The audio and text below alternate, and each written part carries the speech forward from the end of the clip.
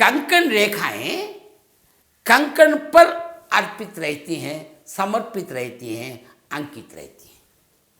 मैंने कहा कि हथेली की रेखाएं प्रामाणिक हैं और करपृष्ठ की ओर, इस चर्म की ओर जो रेखाएं आएंगे उसका फलित प्रवचन नहीं करना चाहिए।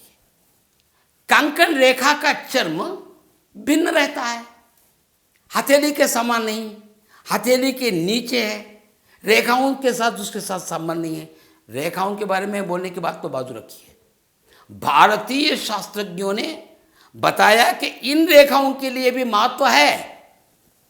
मैं भारतीय हूं ना, मैं अपने भारतीय आत्मा मुझ में है तो उस पर विश्वास करूंगा, उन रेखाओं का प्रतिफल बताना भी चाहता हूं। और बंधु, इस पर ध्यान ही नहीं दिया गया ऐसा मत कहिएगा। जितने बड़े दृष्टि से, उन्नत दृष्टि से, सत्संकल्प रूप से, सद्भावनाओं से इन रेखाओं का अध्ययन किया गया, उतने सुंदर अभिप्राय से बाकी लोग नहीं कर सके।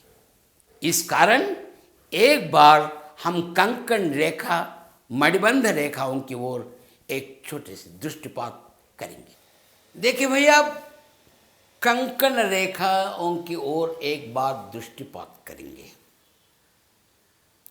यद्यपि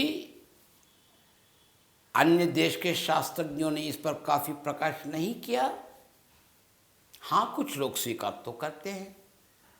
ये मात्र बस है क्योंकि ये रेखाएं इतने प्रकाशवान हैं, दूसरों के प्रकाश मात्र देने से प्रकाशित होने वाले नहीं हैं, स्वयं प्रकाशित हैं वे। उनके प्रकाश को देखकर हम पवित्र बन जाएंगे, हम पर प्रकाश डाल लेंगे। इस कारण उसके बारे में एक छोटी सी दृष्टिपात। चलिए, अब ये पूरे हथेली, ये हाथ जिस पर आधारित है उसको कहते हैं कंकण भाग, मणिबंध भाग, पाणी भाग। तो यानी इस पर इस हाथ पर ये पूरी हथेली, ये पूरा हाथ, पंजा जिसको हस्त सामुद्रिक का साधन है, माध्यम है, वो निर्भर है। ये घट रहना चाहिए। यहाँ कुछ रेखाएं दिखाई पड़ती हैं, उन रेखाओं के फल भी हैं। ये हथेली उस पर निर्भर होने के कारण, चाहे इसका बल से होने के कारण, हथेली के बल पर पड़ने के कारण, जाने न जाने वहां कुछ रेखाएं बनी हैं। वैसी रेखाओं के फल सुनाते हैं भारतीय शास्त्रज्ञ। हम स्वीकार करेंगे, हम फल जो बताते हैं वे सफल रहेंगे, सत्फल देंगे, उनका भी सुंदर संकल्प हो। सभी लोग इसे भी स्वीकार करेंगे कि भारतीय शास्त्रज्ञों ने जिन कंकण रेखाओं पर प्रकाशित किया वो बिल्कुल ठीक है। इसलिए मैं बताना चाह रहा हूँ, इस पर अगर आप कुछ लोग शोध कार्य करना चाहते हैं तो कीजिए, और भी सत्फल मिल जाएंगे। तो एक एक के हाथ एक एक तरीके से होते हैं। एक बच्चे की जीवन रेखा देखेंगे तो इतनी से ज़्यादा नहीं होती, छोटी आयु वाले बनेंगे। जिसका लंबा हाथ है, बड़ा हाथ है, मोटा हाथ है, दीर्घ है, बहुत बड़ी जीवन रेखा, क्या पूर्णायुष्क बनते हैं? किसके लेकर, किसके आधार पर ऐसा कह रहे हैं? आकार प्रकार देखने की भी आवश्यकता है। उसी प्रकार कंकण रेखाओं के बारे में बताने के पहले कंकण कैसा हो, यानी वो मणिबंध स्थान कैसा हो, एक बार सोचेंगे। वो कितना हो, बच्चों को कितना होता है, बड़ों को कितना होता है, मोटे लोगों को कितना होता है, दुबले लोगों को कितना होता है, बूढ़ों को कैसा होता है, जीर्ण शीर्ण व्यक्तियों को कैसा होता है, रुग्णी को कैसा होता है। इतने प्रश्न करने की क्या आवश्यकता बाबा? सामुद्रिक शास्त्र में हर स्थान के लिए, हर रेखा के लिए, हर छोटी सी छोटी रेखा के लिए परिभाषा दे चुकी है। तो उस परिभाषा को आपके सामने प्रस्तुत करूंगा। कंकण या मणिबंध स्थान कहाँ तक हो, जो हथेली से लगी हो, अर्थात इस चित्र में ये मणिबंध स्थान है, ये कंकण स्थान है, यहाँ तक शुक्र स्थान, यहाँ तक चंद्र स्थान, इस बीच केतु स्थान, बाकी ग्रहों के बारे में तो हम जानते ही हैं। उसके नीचे जो हाथ है, हैंड, ये पॉम है, हैंड, एज में देखिए, अंत में देखिए, इस स्थान को देखिए, यहाँ पर रेखाएं होती हैं। ये कितना हो, ये मणिबंध, यानी ये कंकण भाग कितना हो, ये पानी मूल स्थान कितना हो, एक प्रश्न करेंगे। उसकी माप के लिए कोई यंत्र नहीं है, किंतु सामुद्रिक शास्त्र में ऐसी परिभाषा दी गई है कि चारों उंगलियों को एक साथ पकड़िए, यूं, चारों उंगलियों को यूं पकड़िएगा, निकट, एकदम निकट।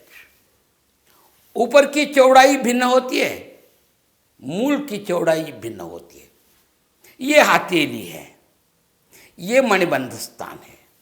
मणिबंध का स्थान, मणिबंध का आकार कितना होना चाहिए, इस प्रश्न के उत्तर में शास्त्र ने समाधान दिया कि चारों अंगुलियों को निकट पकड़कर मूल भाग की जो चौड़ाई है, यानी कनिष्ठा के अंत से लेकर तर्जनी के अंत तक के स्थान के माप लीजिए, उनके अपने अपने हाथों को लेकर, तो उसके चौड़ाई का माप, मणिबंध स्थान का माप समान हो तो ही वो सुंदर मणिबंध है।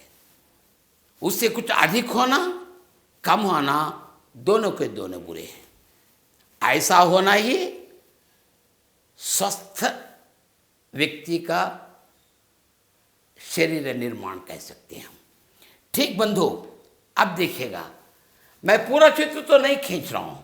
ये है चंद्रस्थान, ये है शुक्र स्थान, डब्ल्यू आकार में, यहां रहता है केतु का स्थान। ठीक है, तो कुछ लोगों को यहां से ऐसा दिखाई पड़ता है मणिबंध, इतना मोटा, यानी चारों अंगुलियों, उस व्यक्ति के चारों अंगुलियों को पकड़कर जो चौड़ाई लेता है, उस माप से भिन्न। ऐसे व्यक्तियों को देखिए, जिस किसी चीज को वे लोग पकड़ेंगे गिर जाते हैं, यानी मणिबंध में शक्ति नहीं है, बल नहीं है, दृढ़ता नहीं है। जिनमें शक्ति नहीं है, बल नहीं है, वो स्वस्थ कैसे हो सकता है? हो ही नहीं सकता है। अस्वस्थ लोग बोल सकते हैं इन लोगों को। निरंतर आजीवन जब तक जीवित रहेंगे तब तक कोई न कोई छोटी या बड़ी रोग, छोटा हो बड़ा हो, लग कर रहेगा। वो एक रोग निरंतर। व्यक्ति बीमार हो जाए, हॉस्पिटल में एडमिट हो जाए, जरा पतली हो जाए, ये मत लीजिएगा। युवावस्था में ऐसी है, अरे हम क्या करेंगे, व्यक्ति मोटा है ना, व्यक्ति मोटा हो तो हथेली भी मोटी होती है, हथेली मोटी होती है तो अंगुलियां मोटी होती है, अंगुलियां मोटी होती है तो उनके नीचे की चौड़ाई बड़ी होती है, उस बड़ी के बराबर इसके माप भी बराबर हो। ये देखने की आवश्यकता है, अन्य चीज़ों को नहीं।